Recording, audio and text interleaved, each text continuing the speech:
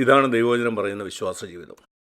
നീതിമാൻ വിശ്വാസത്താൽ ജീവിക്കും. വിശ്വാസത്താൽ രക്ഷിക്കപ്പെടുക മാത്രമല്ല, നീതിമാൻ വിശ്വാസത്താൽ ജീവിക്കും. എൻ്റെ പ്രിയ സഹോദരി സഹോദരന്മാരെ, ഞാൻ നിങ്ങളെ ഉത്സാഹിപ്പിക്കാൻ ആഗ്രഹിക്കുന്നു.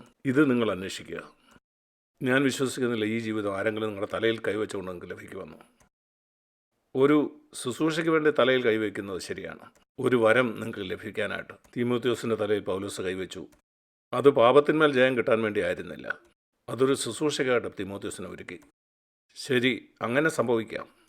സഭയിലുള്ള ഒരു പ്രത്യേക ശുശ്രൂഷയ്ക്ക് വേണ്ടി ഒരുക്കുവാൻ അതിനുവേണ്ടി ആളുകളുടെ മേലെ കൈവച്ച് പ്രാർത്ഥിക്കാം. എന്നാൽ അതൊരിക്കലും പാപത്തിന്മേലുള്ള ജയത്തിന് വേണ്ടിയല്ല. പാപത്തെ ജയിക്കുക എന്നുള്ളതാണ് പുതിയ നിയമത്തിൽ നാം കാണുന്ന ഒന്നാമത്തെ കാര്യം. അതുകൂടാതെ പുതിയ നിയമത്തിന് ഒരു വിലയുമില്ല. ഞാൻ ഒരു വാക്യം നിങ്ങളെ കാണിക്കാം. ക്ഷമിക്കണം, 2 വാക്യങ്ങൾ. ഞാൻ വളരെ ഇഷ്ടപ്പെടുന്ന ഒരു വാക്യം റോമാലേഖനം 6 കാണാൻ കഴിയും. 14 വാക്യം. പാപം നിങ്ങളിൽ വ്യക്തമായ ഒരു പ്രസ്താവനയാണിത്. കർത്തൃത്വം നടത്തുകയില്ലല്ലോ. കർത്തൃത്വം നടത്തരുതെന്നല്ല. പല ആളുകളും പ്രസംഗിക്കാറുണ്ട്, പാപം നിങ്ങളുടെ ജീവിതത്തിൽ കർത്തൃത്വം നടത്തരുത്. നല്ലത്. ഒരു പരിധിവരെ അതവരെ പാപത്തിൽ നിന്ന് രക്ഷിക്കും. പാപം നിങ്ങളിൽ കർത്തൃത്വം നടത്തരുത്. എന്നാൽ ഈ വാക്യം അങ്ങനെയല്ല പറയുന്നു. ഇതൊരു കൽപ്പനയല്ല. പാപം നിങ്ങളിൽ കർത്തൃത്വം നടത്തരുത്, അതൊരു കൽപ്പനയാണ്. ഞാൻ പറയും, കർത്താവേ, ഇങ്ങനെയുള്ള കൽപ്പന എനിക്ക് തരരുത്, എനിക്കതിന് കഴിയില്ല. കർത്താവ് പറയും, ഞാൻ നിനക്കൊരു കൽപ്പനയല്ല, ഒരു വാഗ്ദാനമാണ് തന്നിരിക്കുന്നത്. അതല്ലേ കുറച്ചുകൂടെ നല്ലത്? പാപം നിങ്ങളിൽ കർത്തൃത്വം നടത്തുകയില്ല. കർത്താവേ, അത് എത്ര നല്ല കാര്യമാണ്. ഞാൻ ദൈവത്തിന് നന്ദി കരയറ്റുന്നു. പാപം നിൻ്റെ മേൽ കർത്തൃത്വം നടത്തരുതെന്നല്ല, പാപം നിങ്ങളുടെ മേൽ കർത്തൃത്വം നടത്തുകയില്ല. അപ്പം ഞാൻ കർത്താവിനോട് ചോദിച്ചു, എങ്ങനെ കർത്താവ് ചെയ്തു? ഞാൻ നിനക്ക് എൻ്റെ കൃപ തരും, ഞാൻ നിന്നെ കൃപയുടെ അടിയിലേക്ക് കൊണ്ടുവരും. അതാണ് ആ വാക്യം പറയുന്നത്.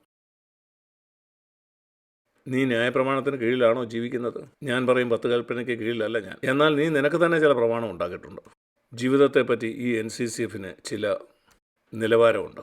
അത് 10 കൽപ്പനയല്ല, അതിനേക്കാളും കുറച്ചുകൂടെ മെച്ചപ്പെട്ടതാണ്. ഞങ്ങൾ ഇത് ചെയ്യത്തില്ല, ഞങ്ങൾ അത് ചെയ്യത്തില്ല, മറ്റേ കാര്യം ചെയ്യത്തില്ല, ഇങ്ങനെയുള്ള പല കാര്യങ്ങൾ, അതെല്ലാം നിങ്ങൾ കൃത്യമായിട്ട് ചെയ്യുന്നു.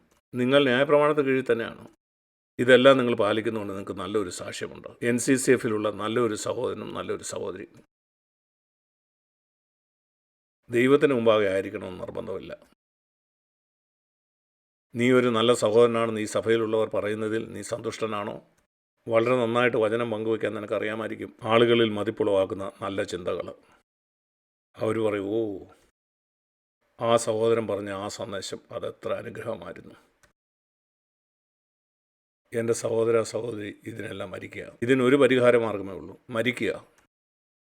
ഈ സഭയിൽ മറ്റുള്ളവരുടെ മുമ്പിൽ നിങ്ങൾക്കുള്ള ആ മാനത്തിന് നിങ്ങൾ മരിക്കുക. ഒരു മരിച്ചവനെ പോലെ ആയിരിക്കുക. എൻ്റെ മനസ്സിലുള്ള ചിത്രം ഇതാണ്. നിങ്ങളൊന്ന് ചിന്തിച്ച് നോക്കൂ. നിങ്ങളിവിടെ മരിച്ചു കിടക്കുകയാണ്. പിന്നെ ഈ ലോകത്തിലുള്ള ആളുകൾ എന്നെക്കുറിച്ച് എന്ത് ചിന്തിക്കും എന്നുള്ളത് എൻ്റെ വിഷയമാണോ? ഞാൻ പറയും, കർത്താവേ, എന്നെ അതുപോലെ ആക്കണേ. എനിക്ക് അങ്ങയുടെ മുമ്പാകെ ജീവിക്കണം. ലോകത്തിന് മരിച്ച് ദൈവത്തിന് വേണ്ടി ജീവിക്കുന്ന ഒരാൾ, അവനെന്താ എന്നെപ്പറ്റി ചിന്തിക്കുന്നു? അതുമാത്രമേ കാര്യമായിട്ടുള്ളൂ. ഇവിടെ ഈ വാക്യം പറയുന്ന പോലെ പാപം നിങ്ങളുമേ കർത്തൃത്വം നടത്തത്തില്ല. കാരണം നിങ്ങൾ കൃപയ്ക്ക് അധീനരത്രേ. അതിൻ്റെ അർത്ഥം ഇതാണ്, എനിക്ക് കൃപ ലഭിക്കുന്നു. ഈ വർഷത്തിൽ വസിക്കുന്ന കൊമ്പിനെ പോലെ എനിക്ക് കൃപ ലഭിക്കുന്നു, കൃപ ലഭിക്കുന്നു. പാപം എൻ്റെ മേൽ കർത്തൃത്വം നടത്തുന്നില്ല. അതുകൊണ്ട് അതിലെനിക്ക് പ്രശംസിക്കാനൊന്നുമില്ല. കൊമ്പിനിങ്ങനെ പ്രശംസിക്കാൻ കഴിയുമോ? ഞാൻ 20 ആപ്പിൾ സൃഷ്ടിച്ചു, ആ കൊമ്പിൽ 10 ഉണ്ടായുള്ളൂ.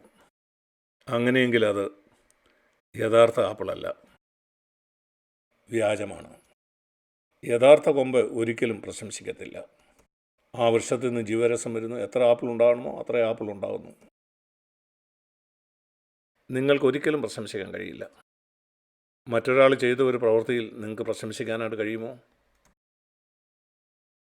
മറ്റൊരാൾ ഉണ്ടാക്കിയ ഒരു കേക്ക് നിങ്ങളെല്ലാവർക്കും വിതരണം ചെയ്യുന്നു. അതിന് നിങ്ങൾക്ക് എന്തെങ്കിലും പ്രശംസിക്കാനുണ്ടോ? എത്ര രുചിയുള്ള ഒരു കേക്ക്! അത് അദ്ദേഹം ഉണ്ടാക്കിയാണ്, ഞാനല്ല.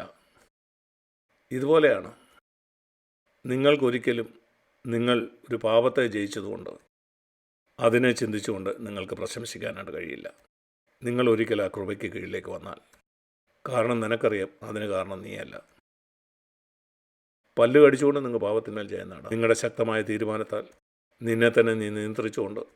അത് ഹിന്ദുയിസമാണ്, അത് മനഃശാസ്ത്രമാണ്, യോഗയാണ്. ഞാൻ ഓർക്കുന്നു ഇന്ത്യയിലുള്ള നമ്മുടെ സഭയിൽ വന്ന ഒരു സഹോദരനെ പറ്റി.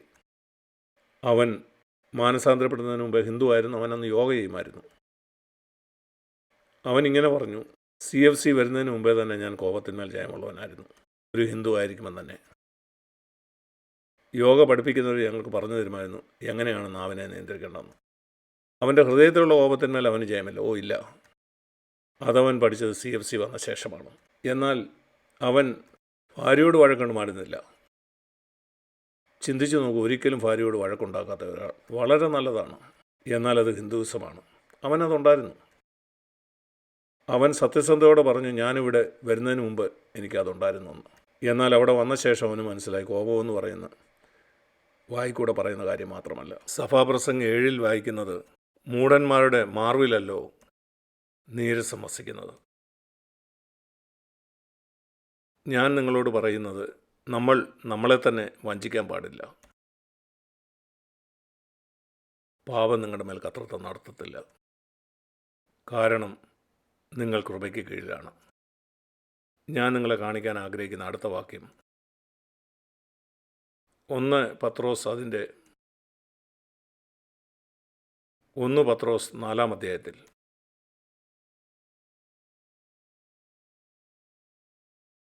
പാപത്തെ എങ്ങനെ ജയിക്കാമെന്ന് പറയുന്ന മറ്റൊരു വാക്യമാണ് നമ്മളിവിടെ കാണുന്നത്. റോമർ 6:14 പോലെ. ക്രിസ്തു ജഡത്തിൽ കഷ്ടം അനുഭവിച്ചതുകൊണ്ട് നിങ്ങളും ആ ഭാവം തന്നെ ആയുധമായി ധരിപ്പീൻ. ജഡത്തിൽ കഷ്ടം അനുഭവിച്ചവൻ പാപം വിട്ടൊഴിഞ്ഞിരിക്കുന്നു. എന്താണ് ആ വാക്യത്തിൻ്റെ അർത്ഥം? ഇതൊരു രോഗം ഉണ്ടാകുന്നതിനെക്കുറിച്ചല്ല പറയുന്നത്. നിങ്ങളെ ആരെങ്കിലും ഉപദ്രവിക്കുന്നതിനെ പറ്റിയുമല്ല. കാരണം ഇവിടെ പറയുന്നത് നമ്മുടെ ഈ ഭൗതിക ശരീരത്തെ പറ്റിയല്ല, നമ്മുടെ ഉള്ളിലുള്ള ആ സ്വയജീവിതത്തെ പറ്റിയാണ്. അതിനെയാണ് ദൈവവചനം ജഡമെന്ന് വിളിക്കുന്നത്. അവിടെ ഉണ്ടാകുന്ന ആ കഷ്ടത്തെ ഞാൻ മനഃപൂർവ്വമായിട്ട് അംഗീകരിക്കുകയാണ്. അത് പാപം ചെയ്യുന്നതെന്ന് എന്നെ രക്ഷിക്കും.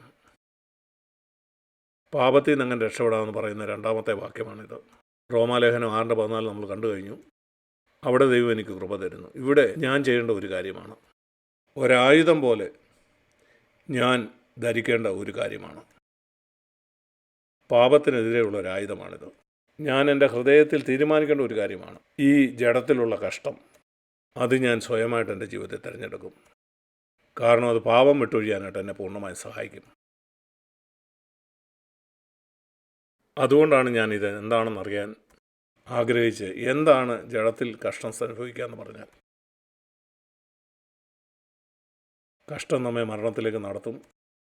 ആ മരണമെന്ന് പറയുന്നത് എൻ്റെ ഹൃദയത്തിൽ പൊങ്ങി വന്നുകൊണ്ടിരിക്കുന്ന ജഡത്തിൻ്റെ ആ പ്രതികരണമാണ്. ഒരു പ്രത്യേക സാഹചര്യത്തിൽ ഞാൻ ചില കാര്യങ്ങളിൽ അകപ്പെടുമ്പോൾ ആ പരീക്ഷ, അതൊരു പക്ഷേ ഒരശ്ലീല ചിത്രം കാണാൻ ഞാൻ പരീക്ഷിക്കപ്പെടുമ്പോഴാകാം, അല്ലെങ്കിൽ ഒരാൾ നിങ്ങളെ പ്രകോപിപ്പിച്ചതാകാം, അതൊരു പക്ഷേ നിങ്ങളുടെ വീട്ടിലുള്ള ഒരാൾ തന്നെ ആയിരിക്കാം, അല്ലെങ്കിൽ നിങ്ങളുടെ ഓഫീസിൽ. ഇങ്ങനെ പല കാര്യങ്ങളും നമ്മുടെ ജഡത്തെ പ്രകോപിപ്പിക്കും. എന്നാൽ അവിടെ ഞാൻ കഷ്ടം സഹിക്കാൻ തയ്യാറായാൽ, ഞാൻ മരിച്ചാൽ, അതിനെനിക്ക് സ്വയം കഴിയത്തില്ല, എനിക്ക് കൃപ വേണം. എന്നാൽ അതിനായിട്ട് നാം സഹകരിക്കണം. യേശു പറഞ്ഞു, എൻ്റെ നുകമേറ്റുകൊണ്ട് ഒരു നുകം നിൻ്റെ തോളിലും അടുത്ത നുകം എൻ്റെ തോളിലും, എന്നിട്ട് യേശുവിനോട് കൂടെ ഞാൻ നടന്നാൽ എനിക്ക് ഒരു ജയാളിയാകാൻ കഴിയും.